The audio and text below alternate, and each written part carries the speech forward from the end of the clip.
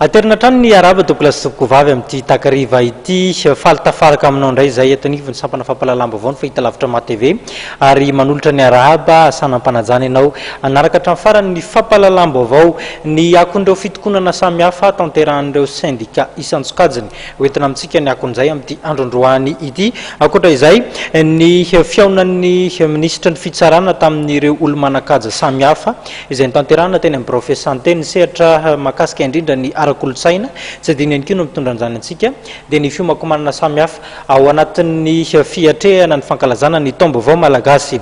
Vao mangeran-dratsy dia nitandahatra tamin'ny toerana fangalana ny fisotrondronony ireo be antitra antony izany ny ayampetraka taorianany fitokonana tanterahan'ny ny mpiasa avy eo anivo ny tahirim-bola mpanjakana ny zava-nisy ary ndao rahantsika. Filaram-be avokoa no hita taratra tamin'ireo ivitoerana famoahana fisotrondronon'ny zokiolona tamin'ity andro ity. Teto amin'ny peur général Antaninarenina dia filarana maromaro mifanitso nisy teto tamin'ny 12 sasany atoandro. Ora nandalovana teny toerana tonga hatretỳ ampitan'ny lampam-panjakana Ambohitsiroatra amin'ny filarana. Nanay amin'ny mety sy ny service minimum no amin'ity androany ity fotsiny ihany ireto zokiolona reto ka nahatonga azy ireo nirohatra aka tamin'ity andro voalohany ny fisotrondronon'izy ireo.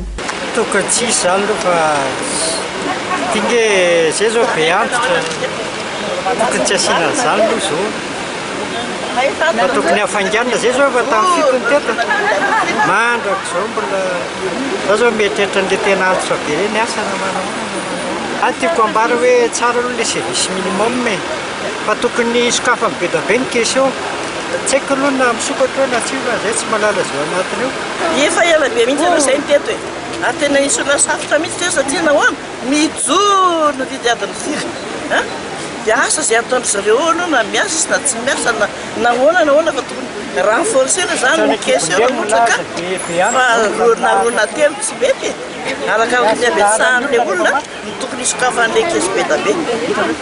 Raha ny zava-nisy tato anatiny toeram-pamoahana ny vola fisotrondronony dia nisokatra avokoa ireo kesy miisa 10 teto fa ny amaroan'ireo zokiolona no nahataraiky ny asa.